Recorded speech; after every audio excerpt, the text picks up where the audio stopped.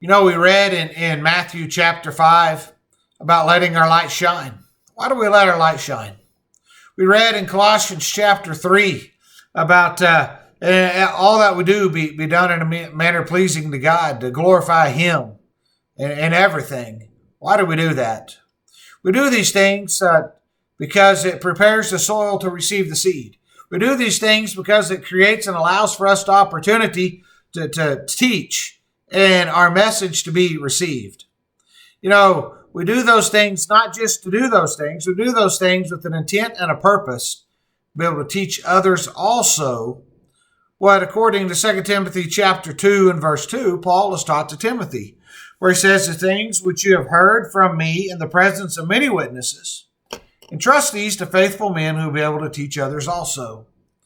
That's when we get down to the root of opportunity and change is teaching.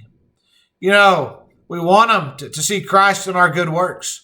They need to see Christ in our daily lives because that will have a direct impact on the message that we're preaching.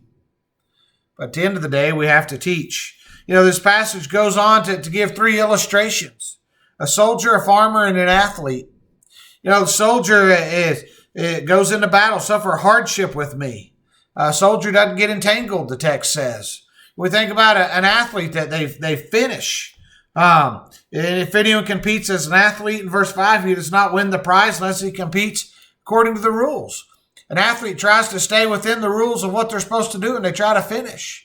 And then when we look at the farmer in this aspect, it brings into light the idea of patience. The idea of patience. It doesn't happen overnight. You plant your crop in the spring and you harvest in the fall.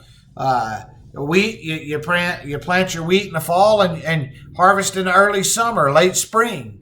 It doesn't happen overnight. It requires patience. The reality is we're letting our light shine, and our lives are infused with Christ, everything about them, to give us the opportunity to teach others also. But in this idea of teaching others also, we have to be ready to suffer hardship. We need to be mindful that we're trying to live our lives according to the rules and finish the race. And last but not least, we must be patient. We must not grow weary in what we're doing.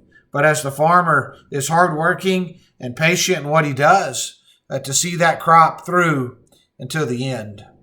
The reality is we need to be proclaiming the word. We need to be teaching others also. That's why we do the first two things that we've talked about. So I want to ask you today, are you teaching or are you sharing Jesus Christ with those around you? Are you taking an opportunity to let people know about Jesus Christ and His will and His desire for their life? I pray that we will have the patience to fervently do that. I pray that we will not give up in the midst of persecution. And I pray that we will strive to do it in a manner pleasing to God, and that we'll seek to finish the task that has been put before us. I thank you for taking the time to join me today. And as always, I pray that God will be glorified in all that you do today.